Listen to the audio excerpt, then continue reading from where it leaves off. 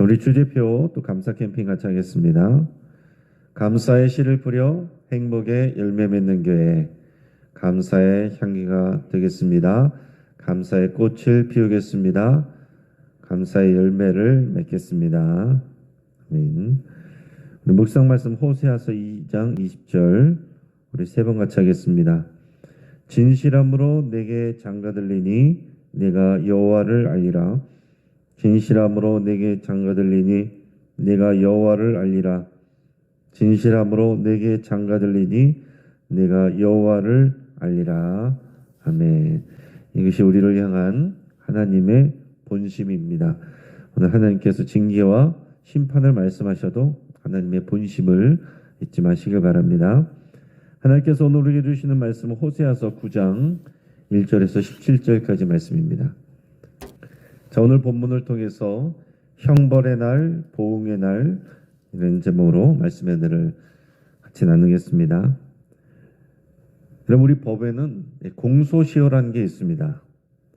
자, 공소시효는 범죄 행위 후에 그 일정 시간이 지나면 범죄에 대한 공소권이 소멸돼서 더 이상 범죄자를 처벌하지 않는 그런 제도를 의미합니다. 그래서 공소시효가 지나면 더 이상 그 범죄로 범인을 처벌할 수가 없습니다. 그래서 수사를 할 이유도 없어집니다. 그래서 간혹 보면 이 범죄자들이 공소시효 때까지 잠적하거나 또 평범한 시민처럼 살다가 공소시효가 끝나면 다시 자유롭게 활개치면서 사는 경우들이 있습니다. 자, 어찌 보면 이 공소시효는 우리 법의 맹점일 수도 있는 겁니다. 하지만 하나님 나라에는 공소시효가 없습니다. 하나님은 우리의 모든 죄를 기억하고 계십니다. 회개하지 않으면 죄가 사라지지 않고 쌓여갑니다. 그래서 하나님 앞에서 죄가 마일리처럼 쌓이면 하나님의 형벌과 보응이 자동으로 이어지는 겁니다. 자, 먼저 이 명절을 음행의 시간으로 바꾼 이스라엘을 지금 고발하고 있는데 1절에서 4절까지 말씀을 우리 같이 읽겠습니다. 이스라엘아, 너는 이방 사람처럼 기뻐 뛰놀지 말라. 네가 음행하여 네 하나님을 떠나고 각 타작마당에서 음행의 값을 좋아하였느니라. 타작마당이나 술틀이 그들을 기르지 못할 것이며 새 포도주도 떨어질 것이요 그들은 여호와의 땅에 거주하지 못하며 에브라임은 애굽으로 다시 가고 아수르에서 더러운 것을 먹을 것이니라. 그들은 여호와께 포도주를 부어드리지 못하며 여호와께서 기뻐하시는 바도 되지 못할 것이라. 그들의 재물은 애곡하는 자의 떡과 같아서 그것을 먹는 자는 더러워지나니 그들의 떡은 자기의 먹기에만 소용될 뿐이라 여호와의 집에 드릴 것이 아님이니라. 아멘. 자, 지금 이 본문은 이스라엘의 명절인 초막절을 배경으로 하고 있는 겁니다.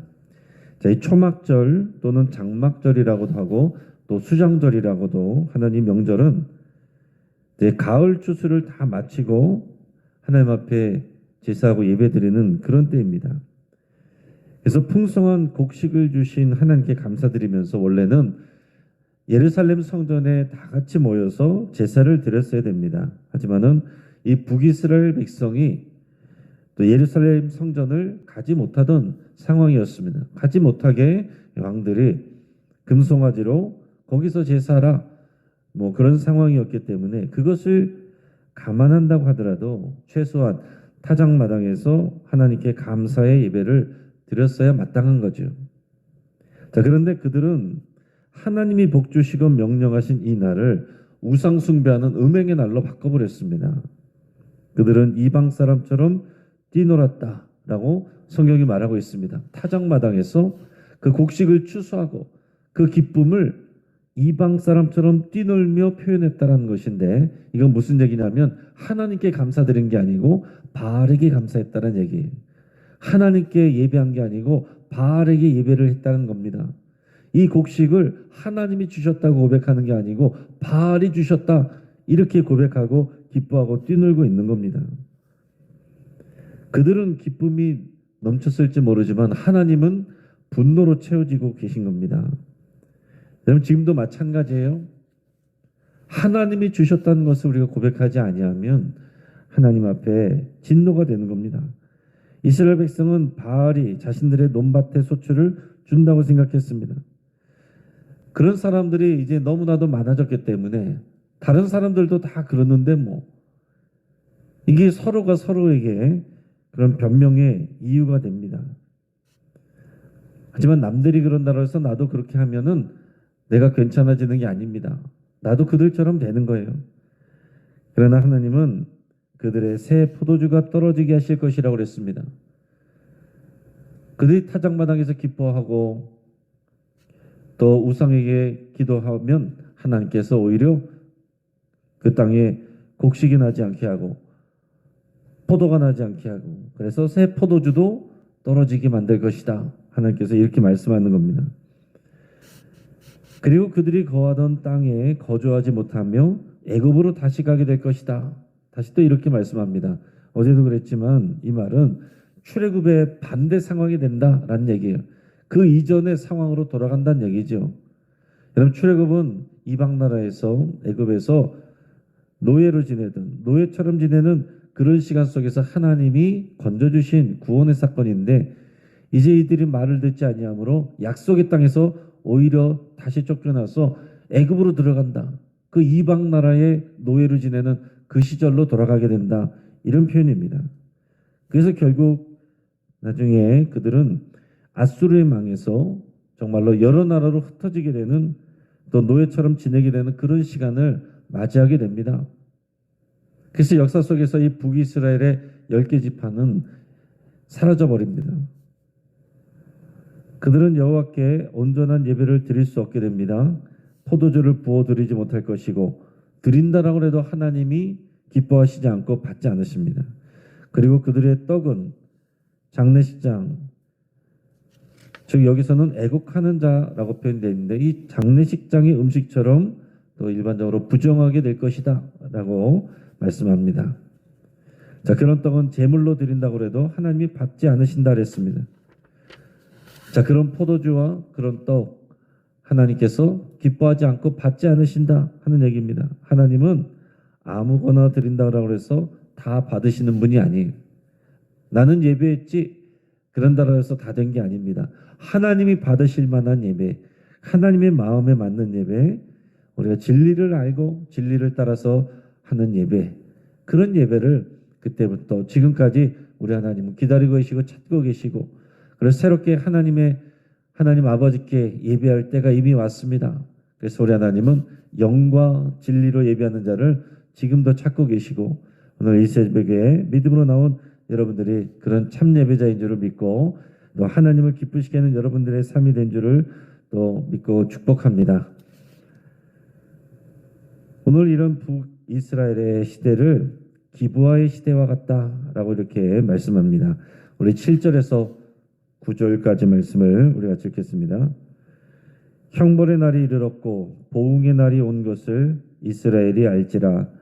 선지자가 어리석었고 시내에 감동하는 자가 미쳤나니 이는 내 죄악이 많고 내 원한이 큼이니라. 에브라임은 나의 하나님과 함께 한 파수꾼이며 선지자는 모든 길에 친 새 잡는 자의 그물과 같고 그의 하나님의 전에는 원한이 있도다.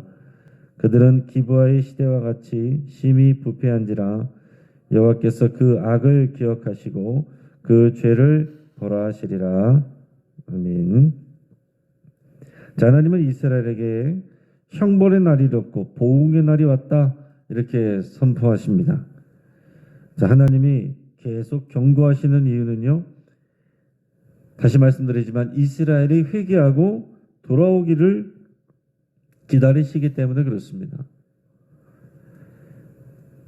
호세아 선지자의 삶을 통해서 하나님께서 그거를 분명히 확인해 주시고 보여주셨습니다. 불륜을 저지르고 집을 나간 몸을 파는 아내를 값주고 다시 사오게 하는 그런 호세아의 삶을 통해서 하나님의 사랑이 어떤 것인지를 보여주고 계시고 심판과 징계를 말씀하시지만 이것의 본뜻은 회개하고 돌아오게 하시는 그런 하나님의 마음이란 것을 우리가 이 선지서를 읽으면서 여러분 잊지 않으시길 바랍니다.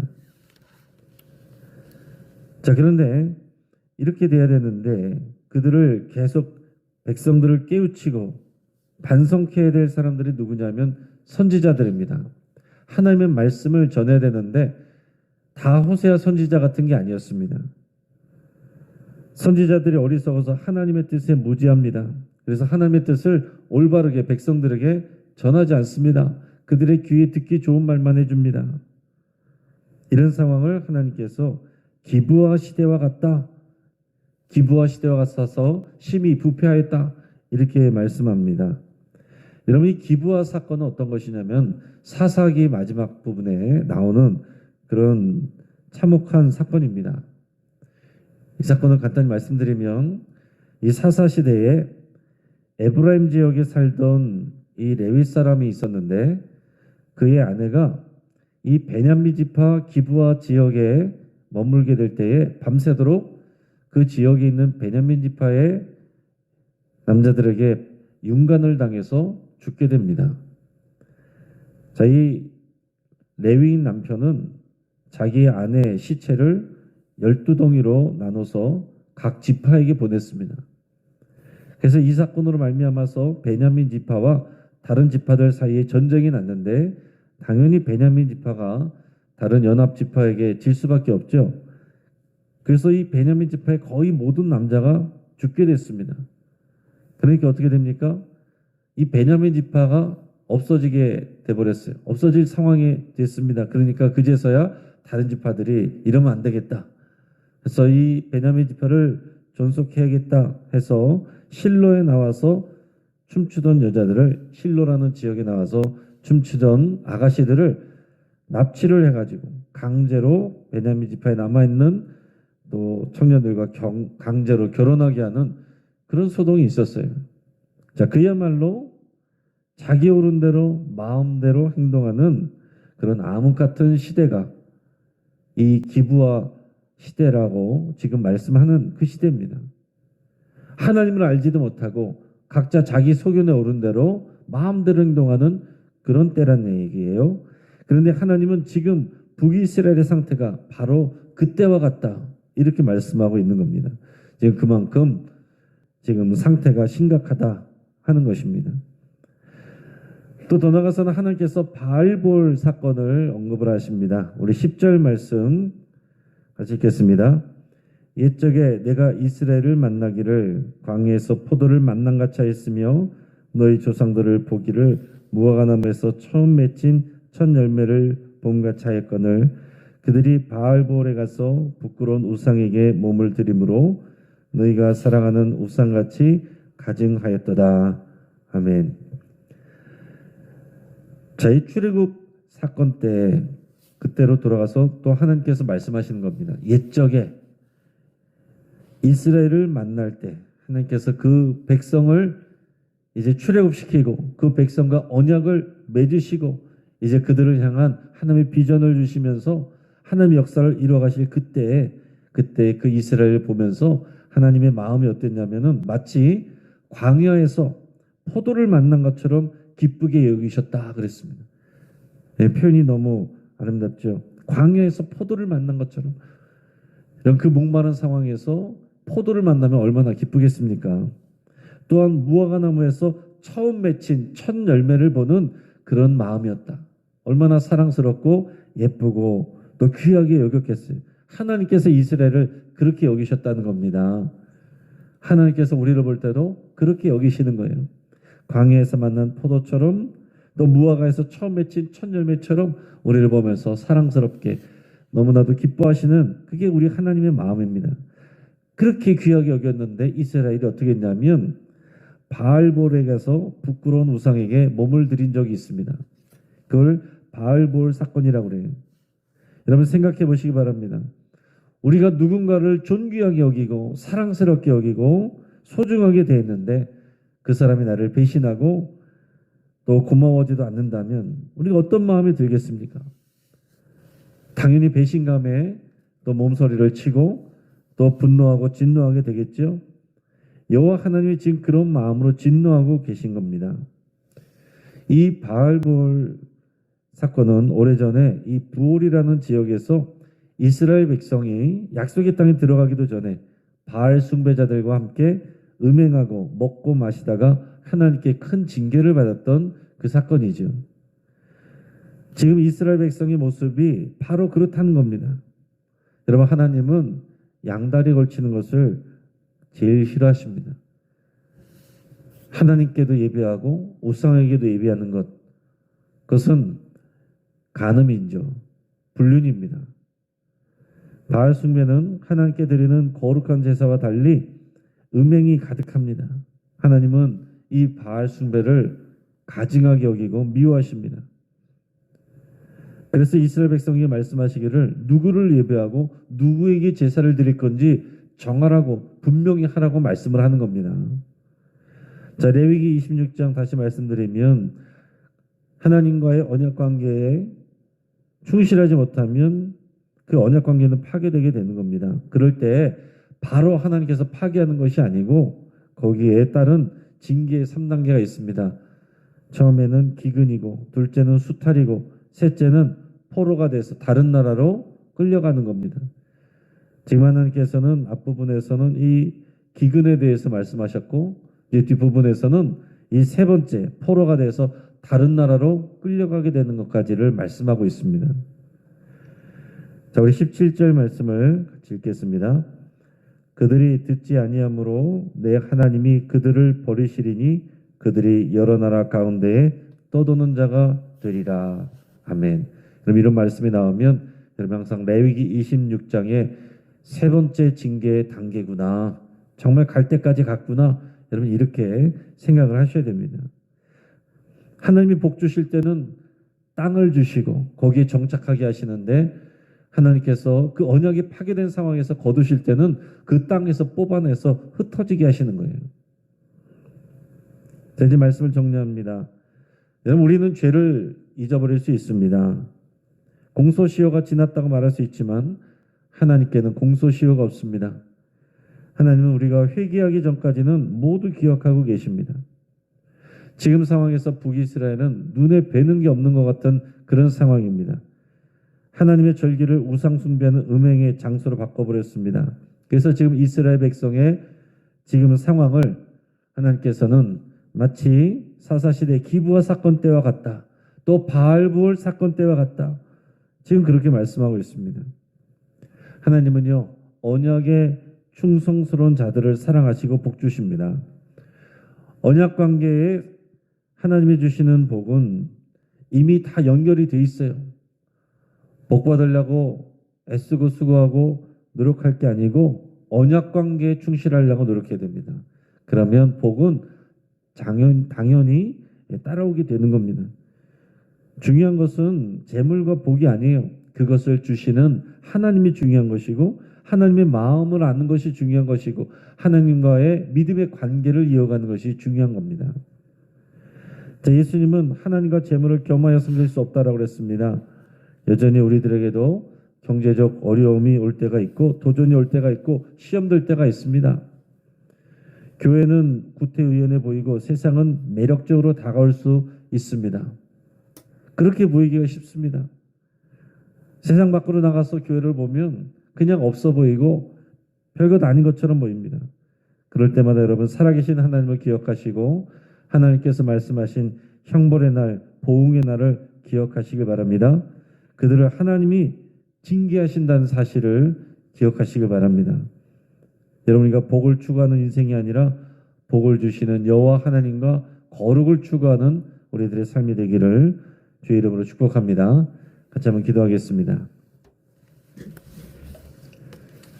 오늘 이 시간 우리 말씀을 붙잡고 함께 기도할 때에 해결되지 않은 죄 문제가 있다면 성령께서 기억나게 하시고 즉시 회개하고 끊어버릴 수 있기를 바랍니다. 또 그렇게 결단하고 기도할 수 있기를 바랍니다. 하나님이 기뻐하시지 않는 것이라면 죄의 모양이라도 남들이 다 그렇게 하는 것일지라도 세상이 괜찮다고 말하는 것일지라도 하나님이 기뻐하시지 않는 것이라면 끊어버리기로 그렇게 여러분 결단하시기 바랍니다. 또 하나님이 기뻐하시는 예배자 되기를 위해서 함께 기도하겠습니다. 여러분 우리가 예배 많이 드렸다라고 해서 하나님 기뻐하시는 게 아닙니다. 하나님이 받으실 수 없는 예배와 제물이 있습니다. 오늘 이 시간 하나님이 찾으시는 영과 진리로 예배하는 참 예배자로 살아가기를 여러분도 결단하시고 그렇게 고백하시길 바랍니다. 우리 환우들을 위해서 우리 같이 기도해 주시길 바랍니다. 또 오늘 진행되는 제자훈련들을 위해서 같이 기도해 주시고 또 예랑 영유치부 또 우리 교사들을 위해서 우리 교회 학교의 영유치부 또 교사들 우리 가장 어린 자녀들이고 또 이때의 아이들의 믿음이 또 씨앗이 뿌려져서 또 뿌리를 내려야 됩니다. 그러기 위해서는 우리 부모님들이 참 중요한데 부모님들에게 그 귀한 믿음을 주시기를 위해서 함께 기도하겠습니다. 이 시간 주여 한번 부르짖고 합심해서 기도하겠습니다. 주여